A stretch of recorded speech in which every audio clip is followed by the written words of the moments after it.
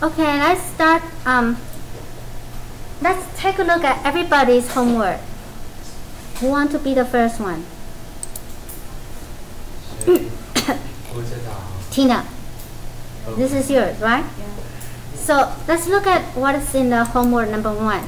You need to design a novel compound, that is targeting one of the checkpoint during the cell cycle, okay? And then you have to tell me the mechanism. That's all. Compound, pathway, target, and the mechanism. So let's take a look at Tina's homework. Tina's target is spindle assembly checkpoint, and that is on M phase. Okay, so the target is on the M phase, and that's the compound that's going to do the work.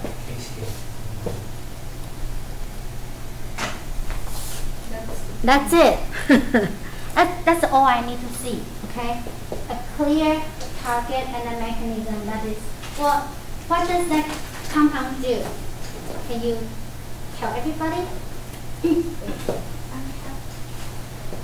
It's binding on the spindle fiber, so it inhibits segregation of your chromosome. Yes. So what happened in the mitosis? During the mitosis, I mean like they'll arrange in one line, right? Yeah. Oh, what is that? The equator. Yeah. And during this checkpoint, so wait. The spindle fiber should be separated. Yeah. And evolve it so the cell will be into the anaphase, turn yes. into the anaphase. But this checkpoint, why I want to get it this checkpoint, because it's, I mean like, it can also, I mean like, it inhibits separation of spindle fiber, so it inhibits progression into anaphase. Okay. So that's Tina's homework. Let me turn it off. So who wants to be the second one? Michael, yours will be the last one, okay? For good reason. For good reason. Yes, for good reason. This is Gerald's. So it's a Gerald target for S phase. Yes. And this is how you ask your computer, right? The prompt. You just ask for some compound. So the computer gives you a lot of compound that's already known. Yeah. And the homework asking for a novel one, a new one. So you need to change your prompt to some sort of novel compound. Okay. So actually, it's giving you some of the known compound that's using clinically. Okay, and it's targeting on the CDK 4 and 6. Yeah, so it's very clear. Except it's not a new compound. That's it. Okay. So that's Gerald's. Polly, let's look at yours. So Polly's homework, she focused on P53, and it's a checkpoint between Q1 and X. Oh, Q1. G1.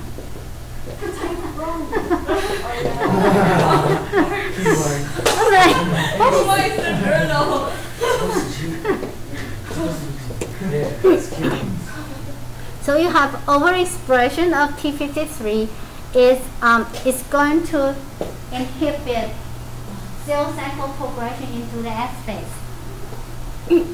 We'll talk about P53 today. So your compound is here. Oh, is that a compound? You don't have a compound.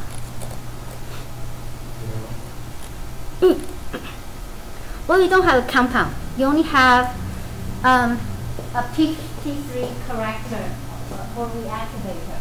Okay? So I need a novel compound. Okay? What this compound does is to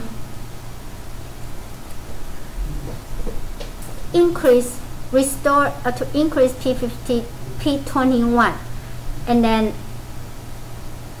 to block progression into the S phase in the cancer cell, not normal cell. Okay, it will decrease the P53 HSP70 complex, and then nuclear relocalization.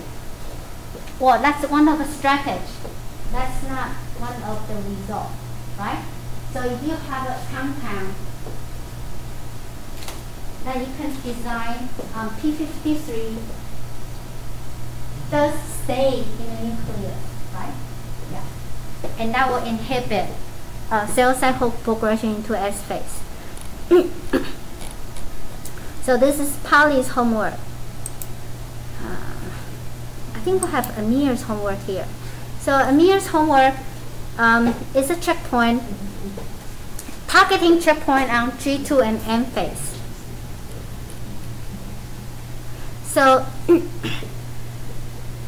also we don't have a name. We don't have a name for the compound. Okay, we need a name for the compound.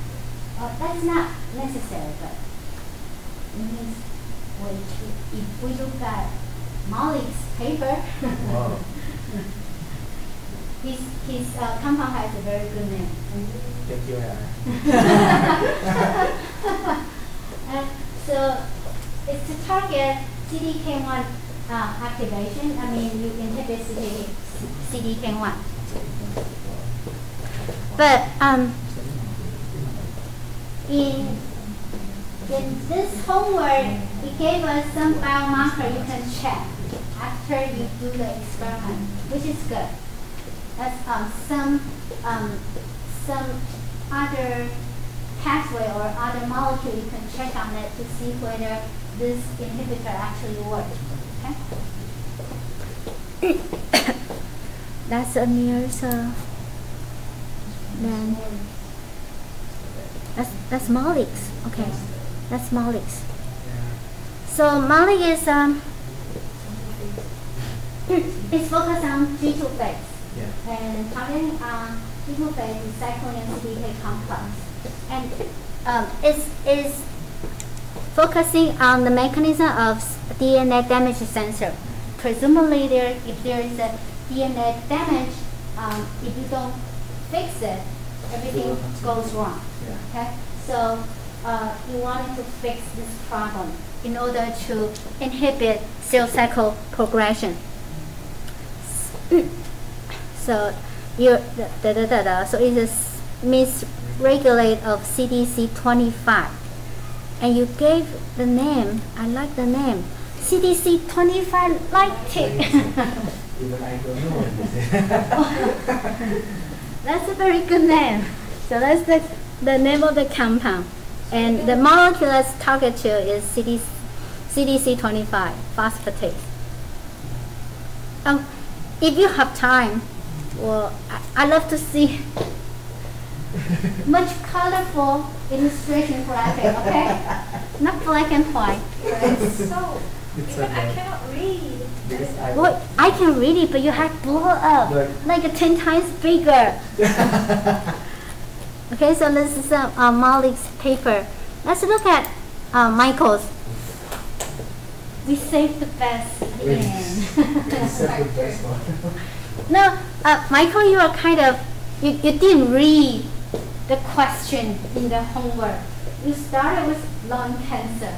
Okay, I didn't ask for which type of cancer. You don't have to do that. That's redundant. You're listing the risk factor for lung cancer. I didn't ask for the risk factor. So that's something extra. Extraordinary. Yeah, extra. And I didn't ask for the treatment. Wait, where did I put this? I don't know. I was This is the room. I don't know what you were doing in here. And then you serious? Oh, do you want a So I think you keep it. This is the wrong homework. I'm sorry. Whose homework is another this? homework? No. Whose homework is Actually, I was doing the homework and I was doing the The proposal? yeah, at the same time. This happened. I'm sorry. Oh my god. Oh no. Oh no. That's why I don't understand. You are targeting on G1, G2, and then you are targeting here. You want to disrupt G2 phase and then M phase here. So I have no idea who's your target. Michael, I'm sorry. You need to redo your homework. So do you have the correct one? But So yeah, where the target of the drug still I wants just need one target. I don't need 3 of them. yeah. Okay? It's just the main target is just to inhibit the spindle that Write you it down. hold by Write it down. Okay? Write it down. the centromere during the Is it like to inhibit the, like, have different systems on it? yeah. So the chromate is gonna be quite It's rigid, right? And it's gonna inhibit the process of it from separating. So this is your homework number 2. It's due in 2 weeks. Okay? 14 days. Please read the medical history of this person, Charlene, who died at age 66 from colon cancer. And please design a strategy for identification of disease-causing gene. Okay? So it's very easy, and you have to read the phases of cancer. This is the history of Charlene. So this is what happened. Well, she lived in a little town in eastern Minnesota, and well, her parents come from Northern European. Okay? And she was born blah blah blah. That's what happened when she was in 10 and 19 years old. That's what happened to her in her 20s and 30s, and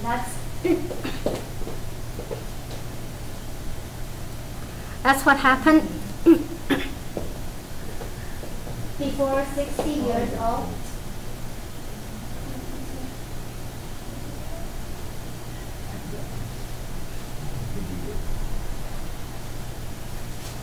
So she has another activity between 40 and 59 years old.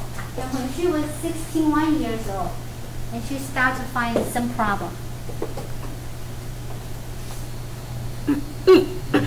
And then she died at 66. So, yeah. And the first time she found the problem was 61. And her history is telling us the story of why she's having colon cancer. Her history. So you have to kind of read it, okay? Do you have any question on homework 2? Please don't write any risk factor, okay? Don't write lung cancer. Colon cancer. Focus on colon cancer, okay? Not lung cancer. I think it means some factor.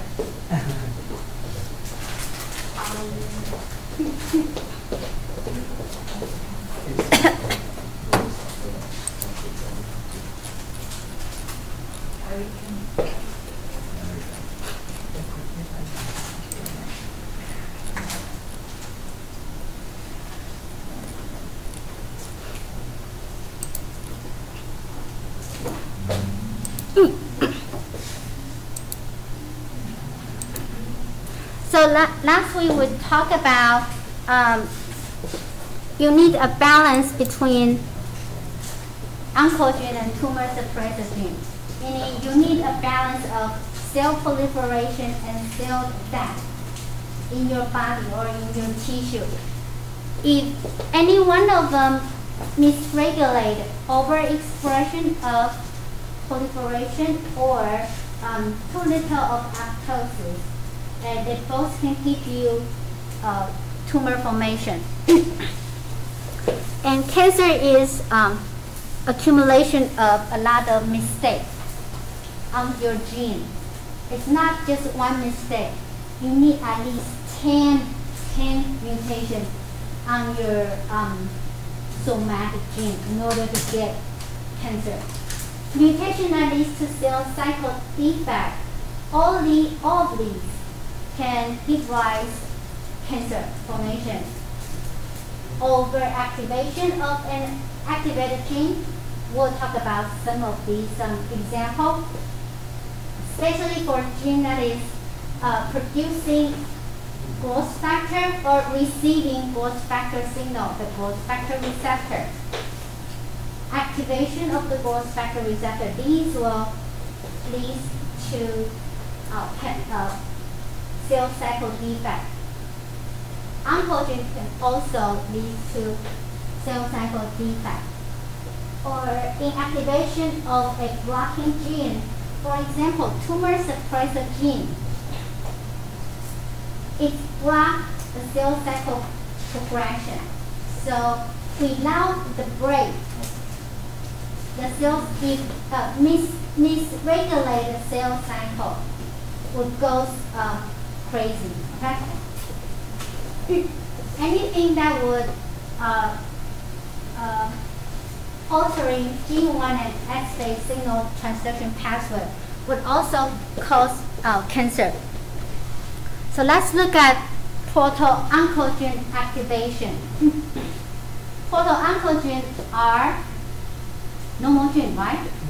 So majority of them, at least 90%, maybe more, participating in some point in the cell cycle. So too many of the genes, too much of this gene's function will cause trouble, will cause increasing in cell cycle activity, right? So what could give this proto-oncogene mistaken and then overactive or overexpressed? You all know about the mutation. Either the mutation could be happening in the gene that cause the cell cycle regulation mistaken, or regulation on the promoter overexpress the gene. Okay, so these two are easy to understand, right? The third one is called gene amplification, and the fourth one is chromosome rearrangement. Let me give you an example. Where is the example? Here. So the first one is chromosome rearrangement. For example, this is your oncogene, proto-oncogene, and the gene is not doing anything. It's not transcribing. It's not translation. Because the enhancer is here, the enhancer is doing its work on gene A. If, for example, there's a chromosome rearrangement, which could happen during mitosis or meiosis, chromosomal rearrangement could be a result of UV irradiation, any single break or double break.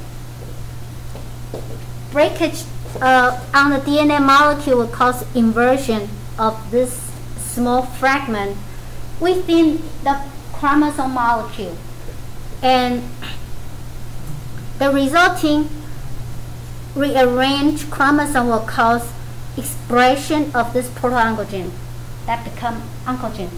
Okay, that's one of the mechanisms of chromosome rearrangement. Enhancer gene amplification. Usually, this proto-oncogene does not getting the signal from the enhancer, okay, which is too far away.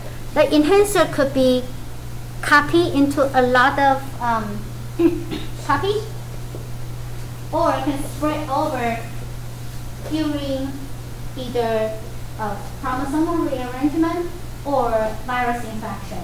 Usually is because the single break or double break of the of the gene fragment that cause duplication of the same fragment.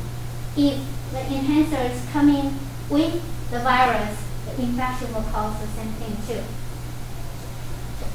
The third mechanism is called circularization.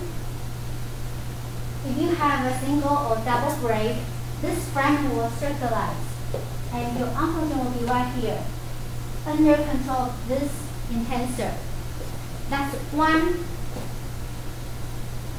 possibility, right? It's not the worst one. The worst one is this one here. If the enhancer get annealed to the promoter region on the genome. Okay, so this is extra chromosome, right? This is the genome. It also drives the proto-oncogene to overexpress. And all these extra chromosome circular molecules could interact with each other and also induce the expression of this oncogene. Okay, so there are a small tiny circularization mistake will cause three different mechanisms, and the result is overexpression of this oncogene. Okay, so these are oncogene amplification and chromosome rearrangement. And let's look at this. How does this mutation affect the signal transduction pathway? Before we look at the mutation, let's look at what is the normal situation. What is the normal situation? And then we will use the Michael's thesis as an example.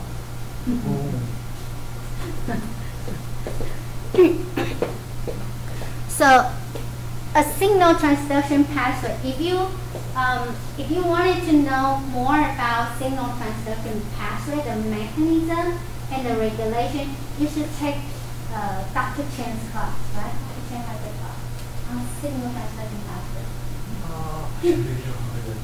She does, right? She does. Does she teach in English? But things are. Oh, okay. Dr. Chen, in Gerald's lab, there's a postdoc. Well, actually she is a faculty in other school. She was a assistant professor in Tongfu, technical college or university. Yeah. She's not forever postdoc. And that's her that's the thing. Yeah. So signal transduction pathway meaning when the cell receives a stimulation, this stimulation is a signal that will transfer into the cell. The cell will have a response after receiving this signal. For example, if this stimulation is a growth factor, what does growth factor ask you to do? Grow, right? Yeah, you have to grow. So it will activate all these genes, not just one gene, a lot of genes. It will activate a gene in related to growth, right? So it could be for your muscle, it could be for your skin, it could be for everything, or your actin filament, small molecule like that. And that's a response. So the gene product could be a protein, could be a transcription factor, anything in related to growth. And that should be, that's what happened in the molecular biology level.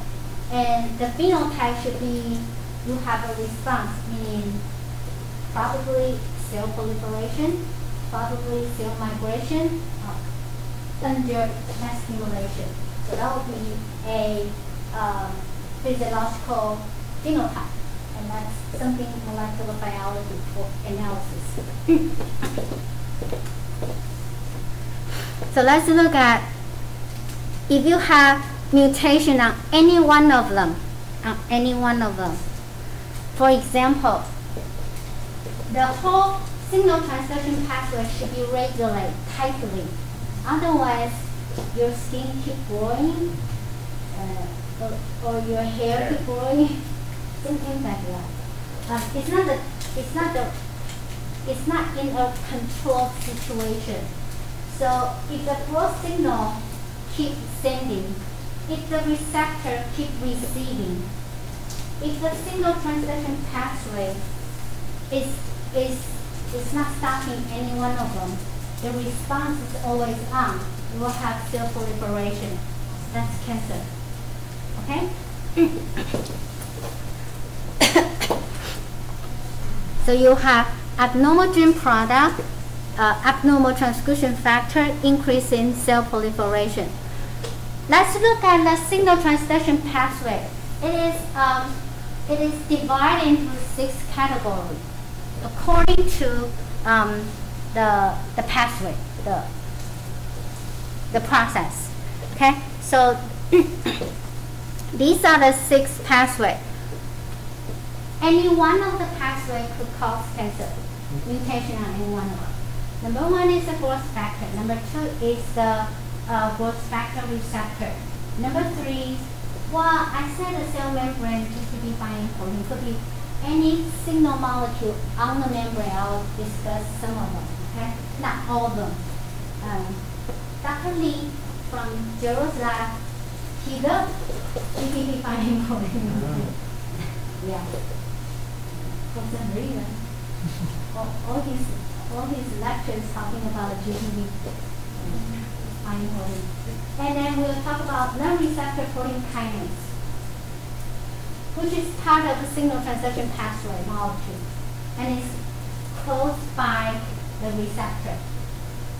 Then the effect of this signal transduction is causing the transcription factor to translocate into the nucleus.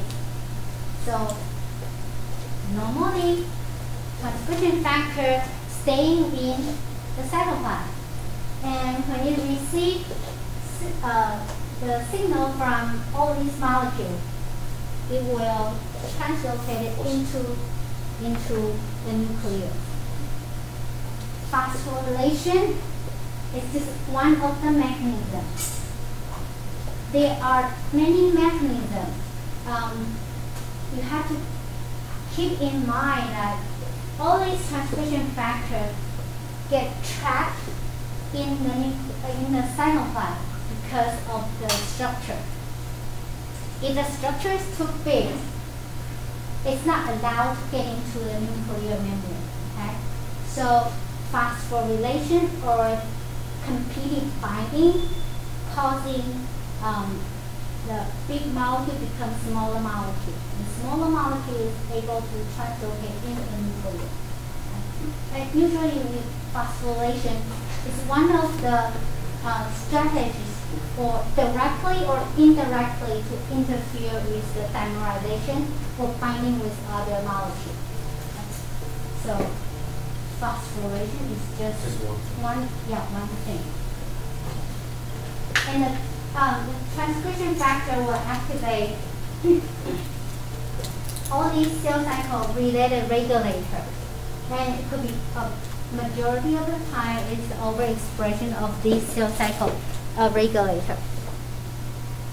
Let's look at example. The first one is the growth factor. No, sorry. All these are example of oncogene from each category. Growth factor, for example, PDGF, and receptor will be EGF receptor 2. And that's the major cancer-causing gene in breast cancer. RAS is a small GTP binding protein, and SRC kinase is a non-receptor protein kinase. MYC is a transcription factor, and the target will be like cyclin or CDK. Okay? These are just an example. So first one is the growth factor and growth factor receptor. For example, growth factor is EGF. What is EGF? Epidermal growth factor. Yes. So it's growth factor for Skin. yeah, all the epithelium. Okay. Yeah. But EGF has a huge family member. The most common one is EGF 1, 2, and 3. Okay, 1, 2, 3, and 4. And also have this reciprocal receptor. For EGF family, the receptor need to be dimerized first. Dimerization will binding to EGF. When the growth factor binds to the receptor, causes dimerization of the receptor. The receptor will autophosphorylate the part of the segment that is inside the cell. Okay? What happened to phosphorylation? It changed the structure. Okay, all the phosphorylation causes the structure changes. The changing in structure will activate the downstream molecule, either binding or leaving. Okay, either binding or leaving. So these are the common growth factors that when you misregulate, it causes cancer. All of them. They are common ones. And these are for the mutation.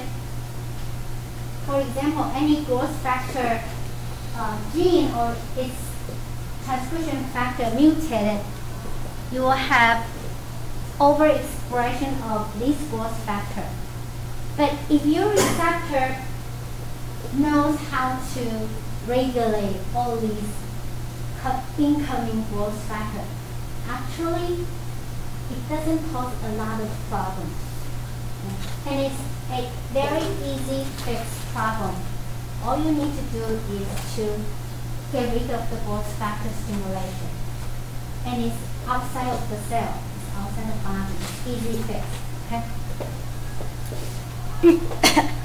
If you have a mutation on the receptor, mutation on the receptor meaning without growth factor binding, without dimerization, this receptor is always activated. The definition for activated receptor meaning its structure is in a phosphorylated state. Okay? And that will keep the signal transduction pattern always on. So think about the receptor is a door and or the lock, and the growth factor is the key. Without the key, you shouldn't go into the room. But now the door is open all the time. You don't need a key. Okay? You don't need a key. You don't need growth factor at all. So overproduction of the receptor can also, or overproduction of the normal receptors can also cause the same problem, because the amount of receptor increase, the chance of the growth factor binding to it is in. So 15 to 30% of the breast cancer is due to the overexpression of ERB2 gene, and that's part of the EGFR receptor. We are not talking about mutation of ERB2. We're talking about the number of the receptor is more than normal. So this is a growth factor receptor in leukemia. The problem with this leukemia is causing chronic myelomonocytic leukemia because there is a chromosome rearrangement. T meaning translocation. It's a translocation of Q33 segment on chromosome 5 goes to P13 segment on chromosome 12. So there is a translocation. The reason there is a translocation is because there is a homology region and you have a break on your chromosome, it's very easy to get homologous recombination during the mitosis. Okay? So when that happens, oh, so this is a chromosome number 5, and that's chromosome 12. Chromosome number 5 on the Q, this is a Q arm, this is a P arm. We'll talk about that after we talk about cystic fibrosis, or maybe next semester. Phew. And PDGFR receptor, it is a receptor for PDGF growth factor. It locates on the telomere region of the chromosome number 5. And since it's located at the telomere region, couple things could happen. It breaks easily. And number 2 is it probably could get incomplete replication easily. And that will causing this part of the DNA unstable, break, easily break. Okay? And is that why lots of old people old people get cancer because it gets all these stimulation longer, especially stimulation from UV or radiation. Yes, and all those food, when you eat too many food, those are not good for your body. And that's also a risk factor. Not old people, it's a time. It's a time. Okay? So this is a translocation. Oh, on the P arm, P is a short for petit. It's coming from French, meaning the smaller arm on the chromosome. Yeah, petit arm, petit. And it has a gene called TEL. Okay, so we'll talk about TEL later.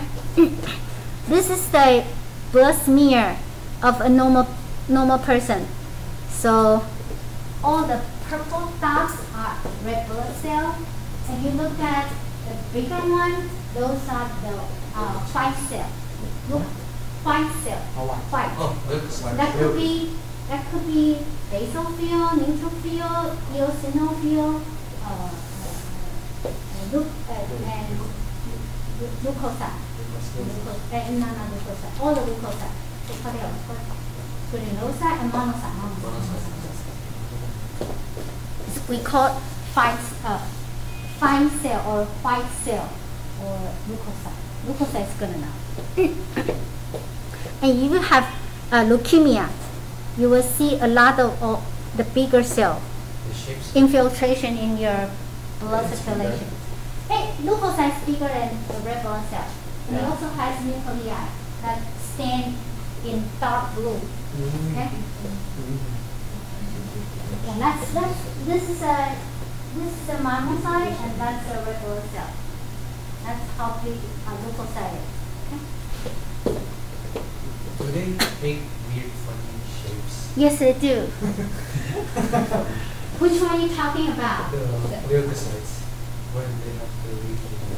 In leukemia, yes, they do. Oh. They look. That's weird from your age. These are weird. The apples.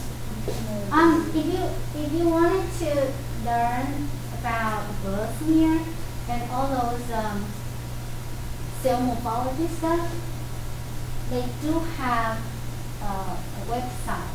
You can take a look. Yeah, it's you need training to identify the abnormal cells. Yeah, you do need training because you need to know. For example, this is eosinophil. That's probably the basophil. You need to know it right away. Yeah. And the reason it becomes leukemia is because the PDGFR on the chromosome number 5, it has the ligand binding domain, transmembrane domain because of receptor, right? and it has kinase domain that should be faced inside the cell, and it's located at 5q33, not 33, 5q33. Okay, it's the third band of the third band. Okay, Third. if it's a bending of the chromosome. When TEL is a transcription factor, it's a strong it's a transcription factor that has a DNA binding domain and a very strong dimerization domain on the N terminal. So when you have translocation of PTGFR,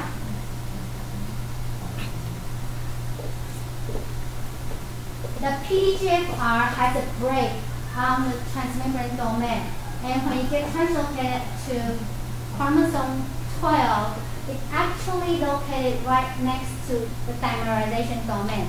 That causes kinase domain is always dimerized and phosphorylated, autophosphorylated all the time without ligand binding. Okay, that's how it gets how this PTGFR gets activated without PTGF.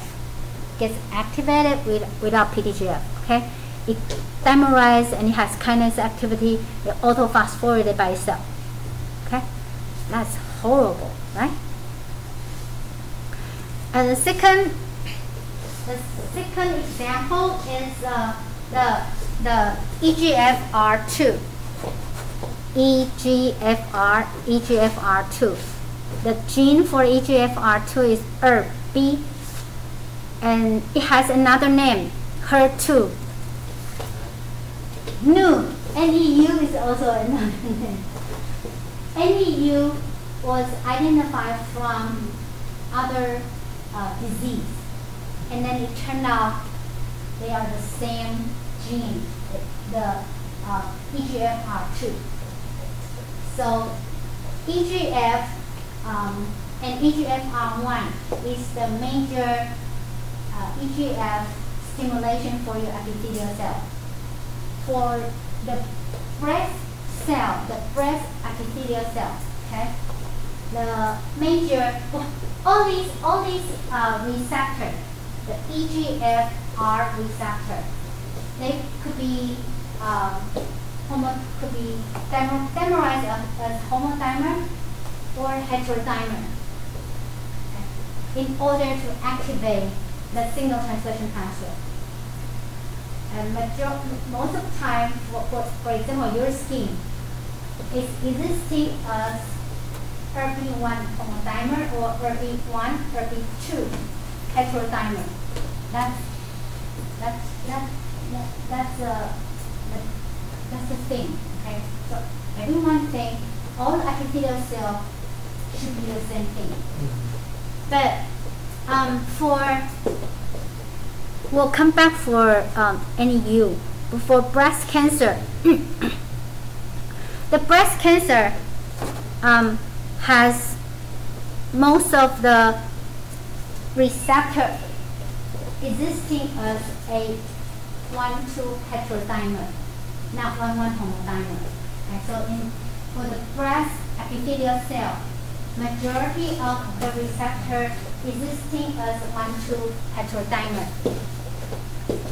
But EGFR2, number 2 EGF receptor, has tendency to dimerize with 1 and 3.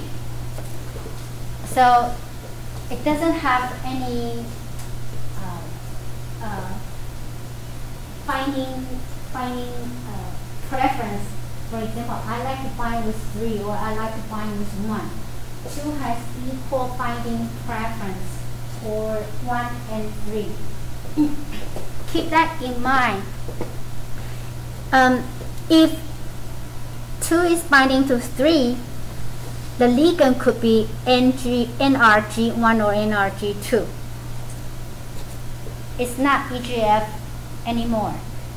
And NRG is short, it's a gene for neuregulin. Okay? Neuregulin. Okay, keep that in mind. Have you heard about herceptin? No. Herceptin is a monoclonal antibody that is blocking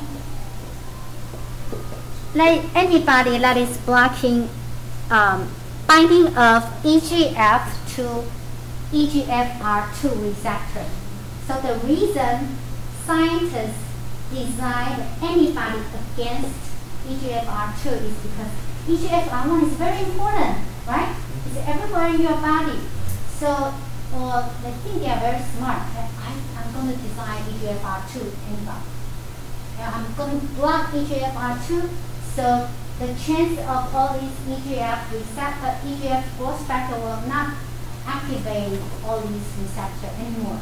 So they think they are very clever. They are. The treatment efficiency of this herceptin is very high. It's a very good medication. Okay. So you can block that. That's the. Where is the medication? So that's the medication. Roche designed it, and the reason is it can block binding to EGFR2, not EGFR1, not EGFR3, but 2. Wait, so it binds to antibody? 2 combines to 1. In breast cancer, majority of the receptor is 1 and 2 heterodimer. The majority of your skin or your lining of your intestine is 1, 1 or 1, 2.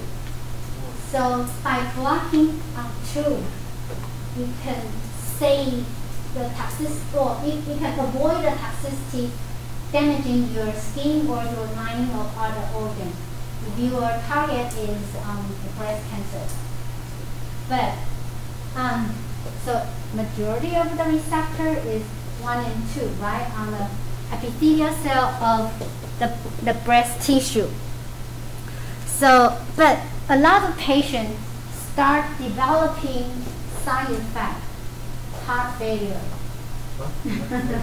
Yes, not cancer, but heart failure. Because when they take a look at the EGF, yes, they found that expression of this EGFR2 is very high. Well, it's not very high, but it's expressed in the heart. It's also expressed in the uterus and colon.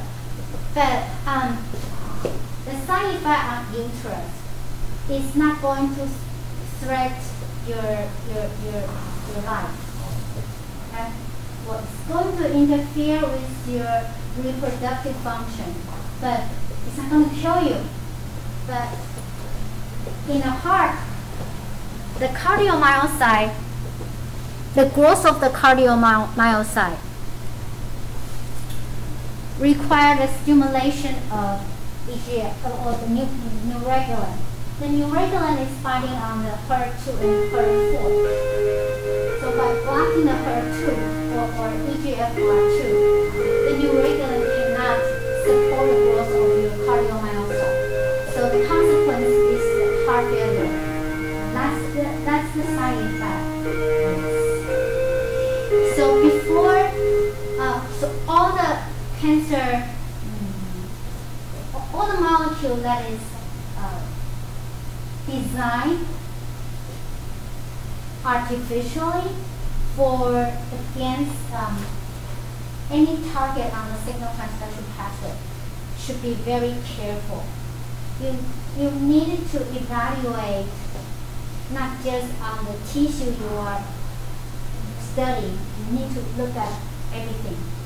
Nowadays, you can take a look at the NCBI's data bank. I forgot the name of the data bank. It has the expression of all the genes in all the tissue already. You don't have to do the experiment. Yeah, they have all the data already. So before you do any experiment, do some paperwork, look at some of the website, so you can make the right design. Okay? Minimize all these side effects. So the second one, the first one, second one, the third one is an example for non-receptor tyrosine kinase, and this one is SRC. SRC is a tyrosine kinase, meaning this molecule is a kinase, so it phosphorylates the target protein at the tyrosine residue. Okay, it's a tyrosine kinase. And itself is a total oncogene because it regulates embryonic development and cell growth. If you have SRC that is activated all the time, it promotes survival, angiogenesis, proliferation, and invasion. And SRC kinase passing the signal transduction pathway by STAT. So STAT is one of molecules downstream of this non-receptor tyrosine kinase. Okay? Keep that in mind. That's Michael's STAT. Okay? And the first cancer-causing gene that was discovered and isolated was in 1966 or something like that. Yeah, 1966. Well, no, before that, because Dr. Hyten Rouse discovered this disease, this cancer-causing gene, and he get this Nobel Prize in 1966. So discovery must be, I think it's 1958 or 54. I don't remember. What he found a chicken with a sarcoma in its breast muscle.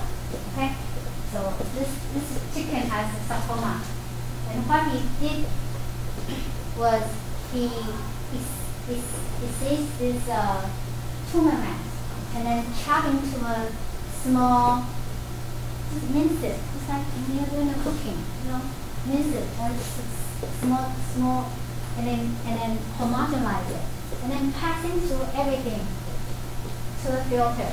So the protein and large insoluble particle will stay on the top of the filter. The liquid part will go through the filter, okay? And then you inject the liquid part into another healthy chicken. This chicken will develop the same sarcoma. So his conclusion is something in here actually is a virus particle that will cause the cancer. That's the first cancer-causing molecule being isolated and identified. This one? So that's this is a very good and simple and easy experiment to prove that things in here cause cancer. Okay? So scientists have other methodology to using the same analogy. Scientists develop a couple ways to study the cancer-causing gene. You can take a piece of the tumor tissue or cancer tissue. So if you have a hepatoma, a liver, cancer in liver, if the doctor told you that the messenger liver tissue is about 3 centimeters, okay? So you need to get a surgery to remove it. You would make a cut for 6 diameter. Oh. No, sorry. No. Not 2 centimeters. If the 3 centimeter diameter, 3 and 3, 9. He's going to cut 9. It's huge. It's a very Huge. well, yeah. It's traditional surgical methodology, you need to cut the same diameter, surround this mass. Therefore, in this stage, they will shrink the tumor mass first before they do the surgery. That's a new treatment plan in this 10 years. Before that, you still need the surgery first and then do your chemotherapy or your radiation. Now you need to do chemotherapy first, shrink down your tumor mass, and then do the surgery or the radiation. So you can have this tumor mass from the surgery, or you can extract the genomic DNA or messenger RNA. So because the DNA should have some mutation or some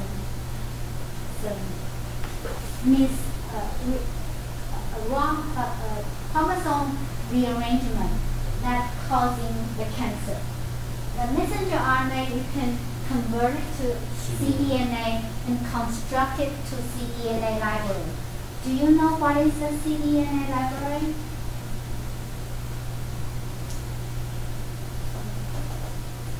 Do you know what is a library? Not the one with the book. It's the whole population of your cDNA, and you construct it into a vector. And it could be expression vector, it could be just regular vector. Okay?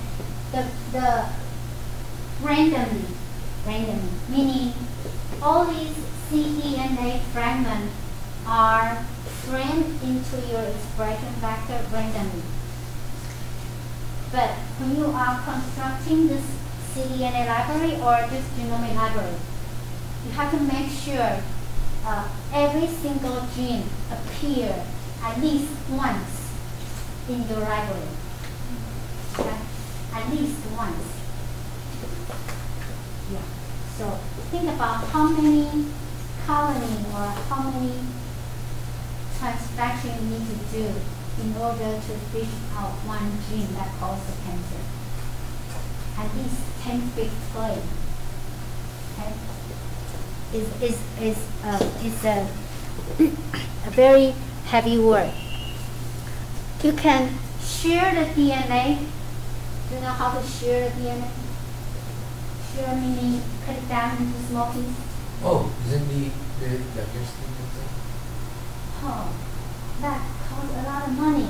You have to save money for me, okay? Don't do that. What? Huh? Maybe just nature of the eating. Heating? What does heating do? It will be nature. Denature, right? It's not. Yeah, just denature, not breaking. Try to use needle. What? Yeah, needle. Oh. The syringe needle. Ah. Yeah, because number one, it's very tiny. Number two, it has blade, really sharp blades at the point of the needle. And you go sucking in and out several times, actually physically damaging your DNA molecule. Okay? Costs nothing. Just your finger work. Right? But you won't know. Try to save money for me, okay? So shearing, you can just use the syringe and then coming in and out. Use physical stress to cut it down into small fragments. And then you can transfect it into a reporter gene or another expression factor into a cell line or reporter cell line. The reporter cell line usually is a normal cell line, and then you have to observe the progression of this cell, whether it could becoming a malignant cell phenotype. You can do the same thing for cDNA library and do a transfection into the cell. Do you know how to do a transfection into a mammalian cell line? Not tissue. It's done for tissue. Was it called injection? We don't do injection. Every cell, we don't do injection on every single cell. Yeah, right. No, we don't. Can you do injection? No. Electroporation. That's one way, but the cell membrane of the cell line is thinner than bacteria. So using electroporation, normally, if you have a good technique, 50% of the cell die, maybe more.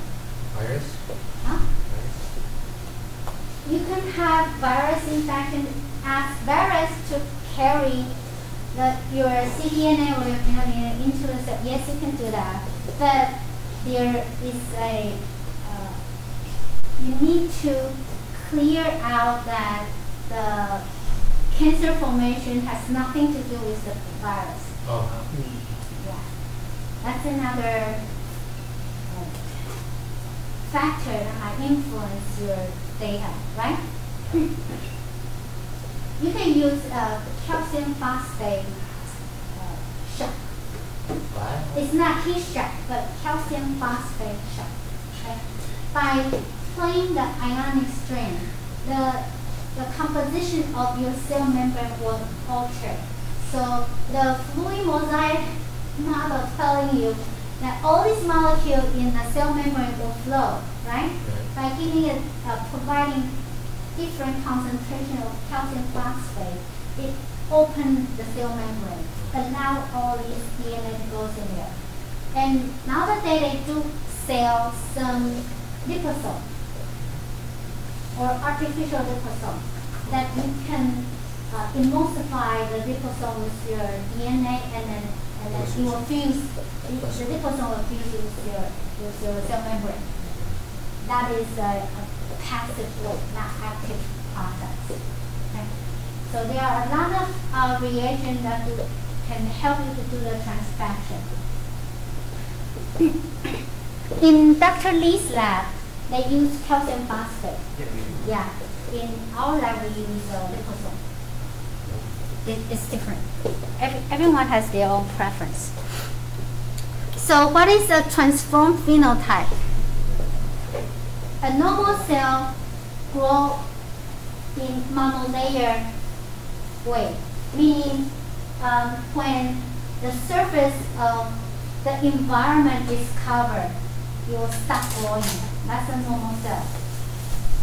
For cancer cell, it grows as a sphere, or like a focus, like this. We call it a colony because every single cell in this focus is coming from the same damaged cancer cell. Okay? Growing as a focus meaning it can grow as a multi-layer, not just monolayer. So what happens inside the focus? Hypoxia. Okay? Start to develop hypoxia condition. So under the microscope, where is the focus? Where is the monolayer?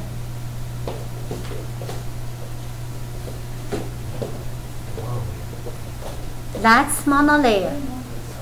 That's the focus. So the cell that gathering in the focus is smaller and is rounder. And the cell that is spreading as a monolayer, it has spindle shape and it's bigger. Okay? That's how we can tell the difference. These are transformed cell in cell culture using TEM or SEM, not in our lab. Another way to analyze or to find out which is the disease-causing gene doesn't have to be in cancer. Any disease, okay? You can have a cancer cell, you can have any disease cell, for example, a muscular dystrophy cell.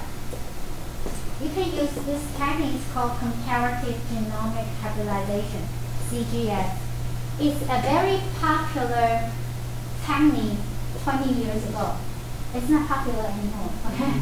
But it's still giving you a lot of information. Nowadays you can use RNA-seq to get all the information. This can only tell you particular pathway and a particular gene or a particular chromosome. It won't tell you the exact name of the gene unless you have specific gene that is spot on your microarray. So the comparative genomic hybridization is using certain block phenomenon. Okay? So you need to compare all the DNA from normal tissue and all the DNA from the tumor tissue. Well, not DNA, cDNA. And we're looking at abnormal overexpressed gene. Before you start doing a hybridization, so you need to have a target gene on the plate to allow these gene from these two tissues to bind into the target gene, right? So normally we use a normal tissue from many individuals, at least 7 to 10 individuals. Mix their DNA or cDNA together and spot on it. And all these cDNA from either tumor tissue or from normal tissue will compete binding on this microarray. If you have specific gene on it, for example, this is c-MYC. For example, that's BCL2. You can have specific gene dotted on the microarray. Otherwise, we will never know what is on here. And using this, so you should have a reference DNA coming from 7 normal person, and then doing hybridization by competing tumor cell and the normal cell. If you have a green, if the fluorescent, so all these cDNA or genomic DNA will be labeled with, for example, the normal tissue will label with the green fluorescent, and the DNA from the tumor cell will be labeled with red fluorescent. Do you know how to do the certain block? Do you know how to do the hybridization? Don't remember certain block. So certain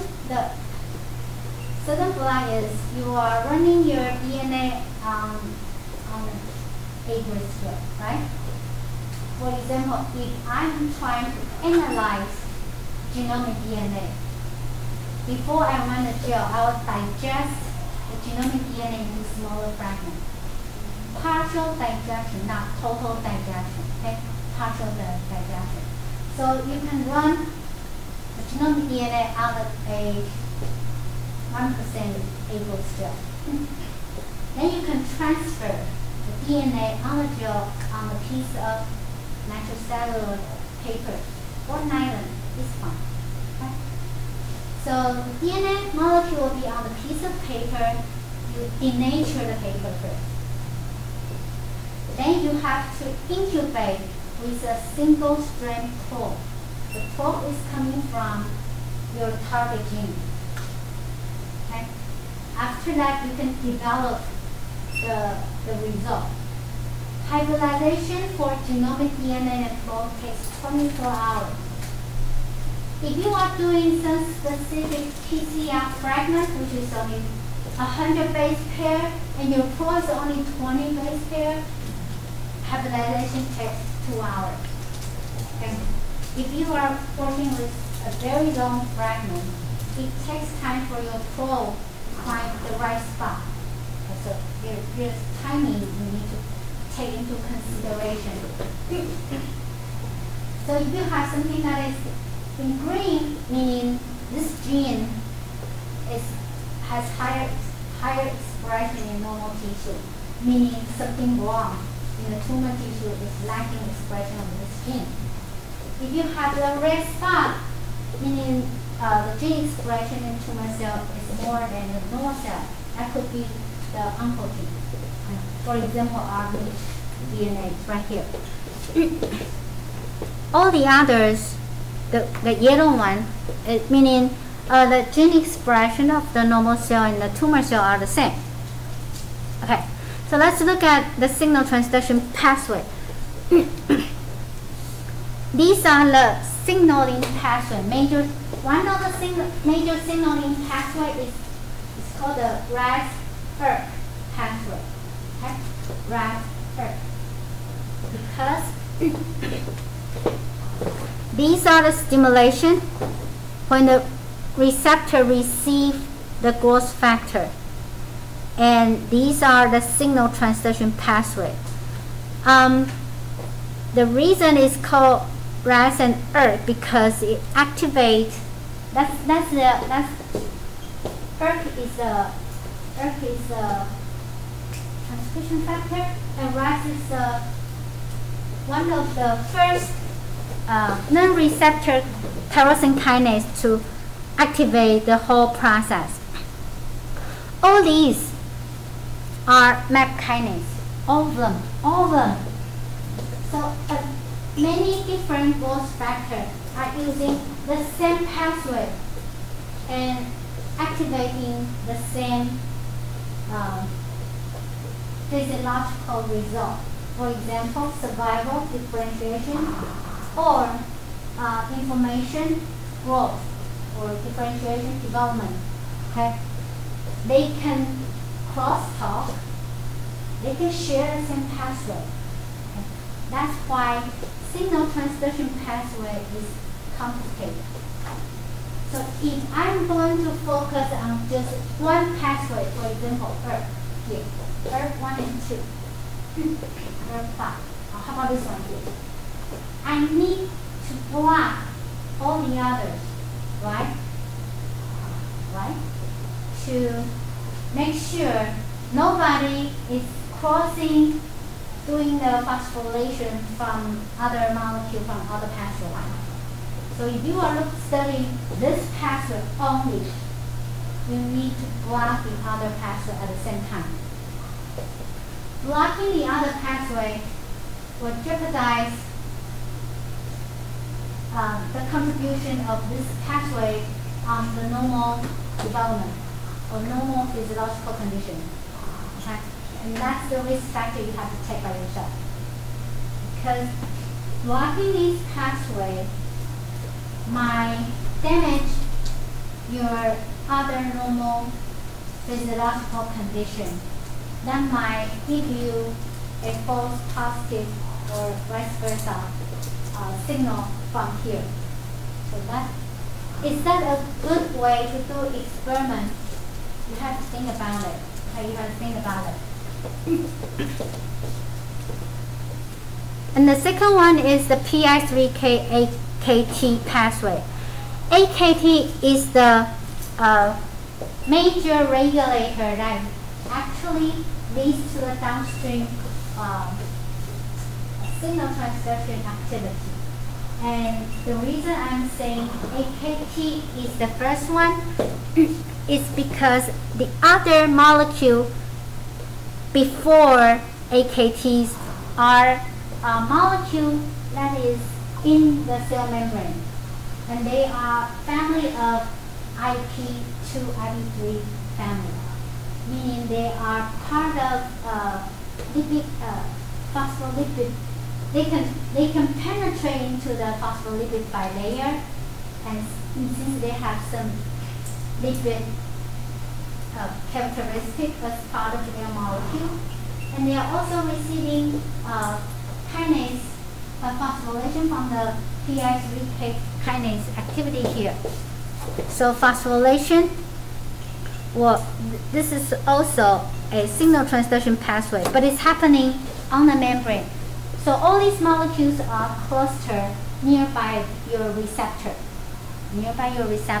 And it's very easy for PI3K, the kinase, to do the phosphorylation, to transfer the signal to AKT. And the AKT has other signal transduction pathway to the target protein or target substrate. For the RAS and ERK, the first one, it has another name. Another name is called MAP kinase cascade. MAP is coming from mitogen activated protein kinase, in short. It's from the RAS, RAF, MAC, and ERK. ERK is the last one, and RAS is the first one. So these are the full name of all these short. Let's look at RAS. RAS is was discovered from rat sarcoma virus. It's a small GTPase. So it's a kinase. It's a GTP binding enzyme. It has 3 genes in a human. It's called HRAS, KRAS, and NRAS. And it's the most common oncogene in human. The mutation, activation of this mutated RAS is found in at least 20 or 25% of the human tumor. A small GTPase, okay. This is the RAS. Activation of RAS requires binding of GTP. So, if the RAS is binding to GDP, it's in an inactive form. In order for the RAS to become activated, we need to exchange the GDP into GTP. So the GEF is the GTP exchanging factor. It's very important for all the small GTPase. You need to, because GTP is expensive. ATP is cheaper. So ATP can be generated from your mitochondria. You can use as many as you want. So you have a lot of ATPase. Using ATP as an energy source, you use the ATP hydrolysis as energy to do your work. A lot of kinases use ATP. PKC, PKA, they use ATP as energy source. But GTP is more expensive. You need to recycle it. And recycle is by asking GEF to exchange the GTP into GTP for the rest to utilize.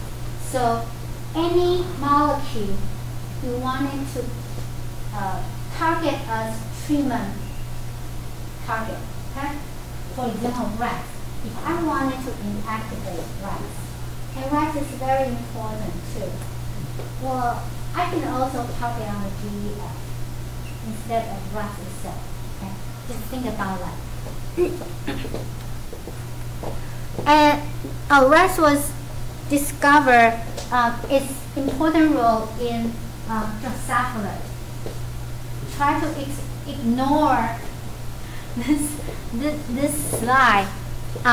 Well, actually, the normal function of RAS and its signal transduction pathway is developed from the Drosophilus eye hole. It's a very interesting story, but nothing to do with the cancer, so let's skip it. Yeah, that's compound eye. This is how RAS look like. RAS is right here. This is our EGF receptor. So RAS is a non-receptor tyrosine kinase that is nearby the receptor, so you can receive the phosphorylation from the signal of the phosphorylation from the receptor, and then activate the RAS, become binding to GTP and activate the downstream molecule.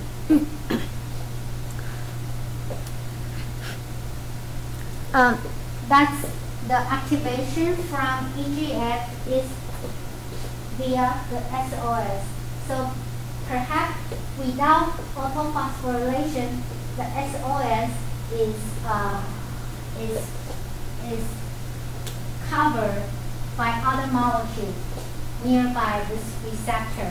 When the receptor is autophosphorylated, SOS is exposed. and it can activate the RAS by binding to the RAS.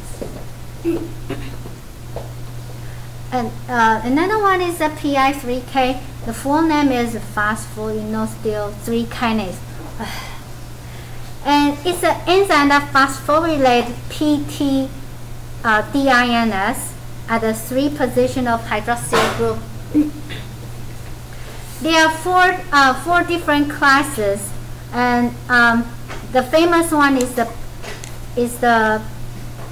PI34P2 and PI35P2. All these has to do with the PI3K signal transduction pathway. So this is a this one is PI3K. This one is the target, one of the PIP2. The PI3K is has 2 parts. One is the regulatory part. The 85 kilodaltons molecules is the regulatory part. The regulation is by binding to an adapter protein that is interacting in association with the receptor. Okay? Activation of receptor will cause changing in P50, P85 and adapter protein that will activate the catalytic domain of the 110 domain. So the 110 kilodaltons domain is the catalytic domain where you do your kinase activity. So you can phosphorylate using ATP to phosphorylate your PIP2. And like 2 or 3 steps of phosphorylation activate AKT. AKT will activate mTOR. Have you heard mTOR before? That's one of the signal transduction pathway molecules. Very, very famous too. And it will inhibit 40 and activate EIF complex. It also activates P53 and indirectly activates RB gene. What is RB? That's a tumor suppressor gene. Okay. So AKT also regulates P53 and c-MYC. But this is activation of c-MYC inhibit P53. P53 is a tumor suppressor gene. Inhibit tumor suppressor gene, you have cell survival. Okay. So the growth factor, when it binds to growth factor receptor, it transfers the signal, passing the signal to the either the small GTP binding protein or non-receptor protein kinase. Then the downstream molecules are relating, passing the kinase activity by phosphorylating to the downstream molecule. Any mutation in here, any mutation meaning I don't get stimulation, I don't get signal from RAS, I can always phosphorylate the pathway, it's going to cause mutation, it's going to cause the cancer progression. Okay. So for the RAS and ERK kinase, the end of the ERK kinase is to free C gene and C5. These are transcription factor in the cytoplasm, and by disrupting genes and phos, it can translocate into the nucleus. Okay. Now let's look at the tumor suppressor gene. So the tumor suppressor gene, by its name, is stopping the cell cycle progression, usually. Okay, usually. So think about cell cycle checkpoint. They are checkpoints when you need to go into the from G0 to G1. You have checkpoint when you need to get into the S phase. You have checkpoint for S phase to go into the G2 phase. You have checkpoint in the mitosis phase. These could be candidate for tumor suppressor gene. Okay, these all could be tumor suppressor gene. The first tumor suppressor gene was discovered in one of the cancer called retinoblastoma, and this is a childhood tumor of eye.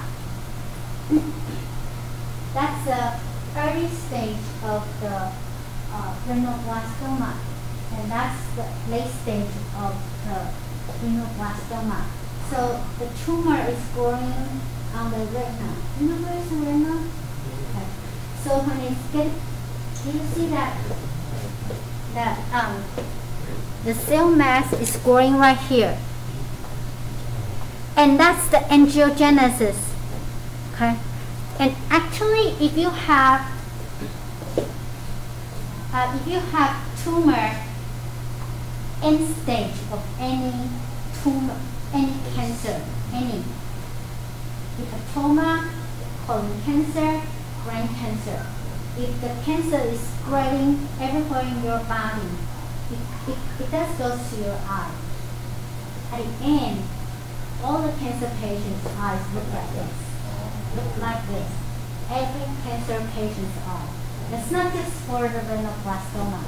If you metastasize to everywhere in your body, that's how the patient looks like. Does the patient know that? He's in coma already. Okay, he doesn't know that. But he will start to have he will start to have some secretion from the eye, and he will have difficulty to open the eyes. And then after that, if you see angiogenesis going on in your eye, and the patient usually doesn't have, well, it's not in a coma because it's too painful. So they give a lot of medication to let him sleep. So that's probably 2 weeks before he passed away. Usually, no problem. Oh, and the reason that's a childhood tumor of eye is because 10% of the children with this tumor is inherited, meaning somebody in the family has the same condition. Okay, and then 40% of this 10% have developed tumor during has a mutation on the RB gene. Okay. So this gene, this disease was actually identified and pointed out by a genetics, not by a physician specialized in cancer. It's from genetics. So this doctor is called Newson. Dr. Newson, he has all these patient kids that have this retinoblastoma, and then he tried to study the RB gene and found that this kid was born with their RB gene that is defective. It's defective, and somewhere during his in his life, could be in childhood, could be when he grow up, his second good gene gets mutation. Okay, so this is a autosomal recessive gene, meaning you need to have 2 copies of that gene to develop this cancer. The reason it's an inherited disease is this bad gene was transferred from the parents. Parents could only have 1 bad gene. Okay? So Dr. Newson called this loss of heterozygosity, meaning stop it. Meaning the patient was born with heterozygous pair of the RB gene. Heterozygous pair meaning one good gene and one bad gene. Okay? Loss of heterozygosity meaning the good gene is gone. Both of them are bad gene. Now it's homozygous. Okay? That's that is the phenomena. If you look at the genetic textbook, it's really famous. LOH. It's the phenomenon of LOH. It's also important in genetic. It's important in cancer too. So what does the RB gene do? I think I talked about this last time. RB is negatively regulate entering into the S phase because RB is binding to E2F. When it's binding to E2F, the cell cycle stops. If you phosphorylate RB, the structure of the RB changes. It is no longer binding to your E2F. The E2F is free to bind into the target gene. The target gene could be something with your the gene that is responsible for your cell cycle. Phosphorylation of the RB in normal cell situation is phosphorylated by your CDK complex, okay, K kinase phosphorylation. So regulation of cell cycle.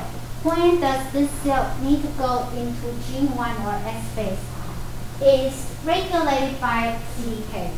CDK will tell you when and where to start your DNA synthesis or your S going to your S phase.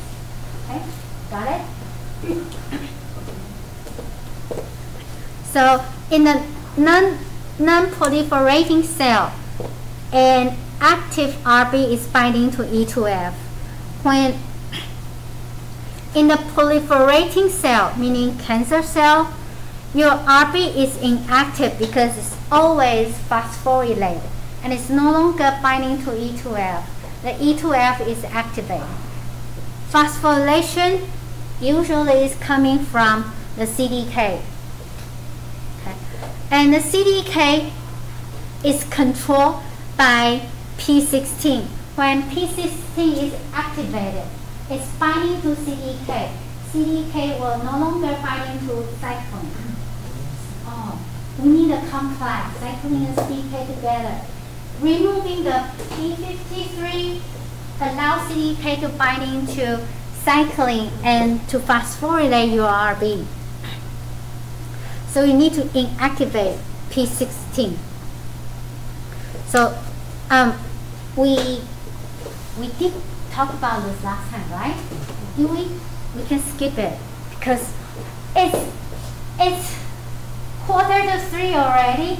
So we'll stop at RB today, and then next we will talk about P53 and then go into the treatment of cancer.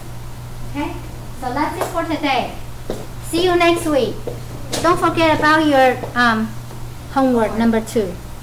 2 weeks after? Yes, 2 weeks. There you go.